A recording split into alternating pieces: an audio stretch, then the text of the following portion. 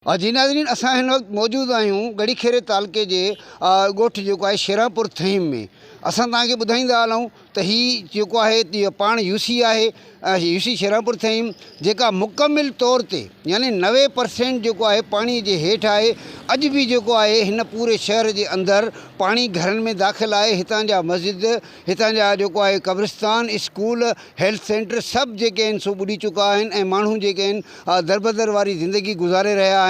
पर हुकूमत तरफ़ां को बि तवजो न पियो ॾिनो वञे। इन सिलसिले में असां ॻाल्हि कई आहे हितां जे रहवासियुनि सां त हू पंहिंजी दर्द कथा कीअं था ॿुधाइनि। बिस्मिल्लाह रहमान रहीम। अदा असांजी रिक्वेस्ट आहे सिंध गवर्नमेंट खे, असांखे न तव्हांजो फंड खपे, न तव्हांजो असांखे को राशन खपे। ख़ुदा महिरबानी करे असांजो हीउ पाणी कढाए ॾियो, छो जो त हीउ पाणी निकिरी वेंदो। ॾिसो था घरनि में 7 फुट ताईं 6 फुट ताईं पाणी बीठो आहे। अदा इहो पाणी निकिरी वेंदो त कम अज़ कम घर जा भाॻिया जेके मोटी अची पंहिंजे घरनि में वेंदा, पोइ रुखो सुखो टुकुर खाईंदा। महिरबानी करे असांजो हीउ पाणी कढाए ॾियो, छो जो त माण्हू दरपदर जी ज़िंदगी गुज़ारनि था पिया। असांजा रहवासी ॻोठ जा जेके बि ग़रीब गुरबान उहे ॾाढा बेज़ार थी विया आहिनि। चवनि था पिया ख़ुदा असांखे गवर्नमेंट खे इहा अपील था कयूं त हे पाणी कढाए ॾियनि।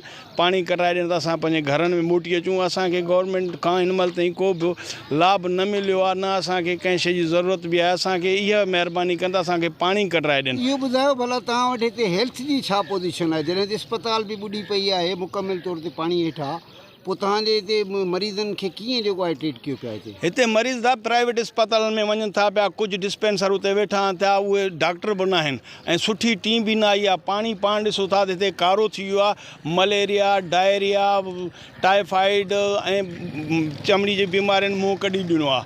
हाणे उन्हनि जे लाइ त हिननि नंढड़नि नंढड़नि डॉक्टरनि वटि त को वस वारी शइ ई न आहे।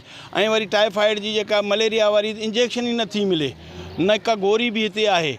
महिरबानी करे ख़ुदा तव्हां असांजे मथां तर्स कयो, असांजे इन ॻोठनि वारनि ग़रीब माण्हुनि ते, त उन्हनि खे को सहूलियत ॾियो, मेडिसन जी सहूलियत ॾियो। असांजो ॾिसो था क़ब्रिस्तान पाण ॾिसो था पाणी में भरियो पियो आहे। ॻोठ जी हालति इहा, मस्जिद जे अंदरि पाणी आहे। माण्हुनि खे मस्जिद जे अंदरि वुज़ू जे लाइ बि जाइ न आहे, नमाज़ पढ़ण जे लाइ बि जाइ न आहे। ख़ुदा उन्हनि ते तर्स कयो, असांजे ॻोठ वारनि ते तर्स कयो। महिरबानी कयो, असांजे मथां को सुठो असांखे रिलीफ ॾियो, असांजो पाणी कढाए ॾियो। असांखे फंड में न खपे, असांखे पाणी कढायो, असांजे बचनि ते को रहम कयो। हुकूमत छा पई करे? हुकूमत कोई न साईं, कोई बि न आयो आहे। साईं हे हुकूमत जा हाल आहिनि, हे असां ग़रीब आवाम, असांजा ॻोठ, हे मुंहिंजो साम्हूं घर आहे, पाणी आहे, घर घर में पाणी आहे। कोई मथो सहूलियत कंहिंजी बि कोन्हे। पंहिंजा सरदार असांजा अमीर मोतबर नवाब उन्हनि बंदि करायो आहे। हुकूमत जो असांजे साथ तावन काई शइ जो बि न आहे। ख़ुदा को मनो, असांजे स्कूल खुलो आहे, असांजा ॻोठ ॿुॾी आहे, असां पढ़सूं। जी नाज़रीन, तव्हां शेरापुर वासियुनि जी दर्द कथा ॿुधी।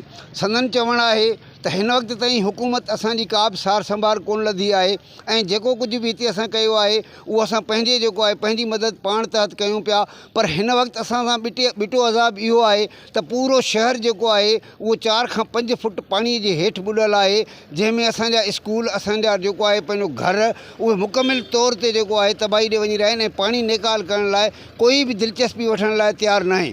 नाज़रीन, चौमासे जी बरसातुनि जेके कलूर कया उहा त वञी पंहिंजे घर पहुती, पर पोयां हुक्मरान जेको हीउ बेहसी वारो ऐं जेको आहे हीउ माण्हुनि खे तपाइण वारो जेको आहे रवैयो रखे रहिया आहिनि, इन सां जेको आहे हिननि माण्हुनि जी वॾी दिल आज़ारी थी रही आहे। हुकूमत खे घुरिजे त हिननि जे दर्दनि जो दरमान करे ऐं हिन तरफ़ फौरी तौर ते तवजो ॾिनी वञे। असां हिकिड़े नंढड़े सां जॾहिं ॻाल्हि ॿोल कई, इंतिहाई दर्दनाक मंज़र हो। हुनजो मुतालबो इहो हुयो त तव्हां पाणी कढो ऐं असांजा स्कूल खोलियो। हिननि इहो बि मुतालबो कयो आहे त असांखे तव्हांजे फंडनि खां वधीक इन शइ जी ज़रूरत आहे त तव्हां असांजे जेको आहे शहर मां पाणी निकाल कयो त असां पंहिंजे घरनि में जेको आहे रही सघूं। कैमरामैन जयरामदास सां गॾु अमर सिंधी, जेकब न्यूज़, शेरापुर थी।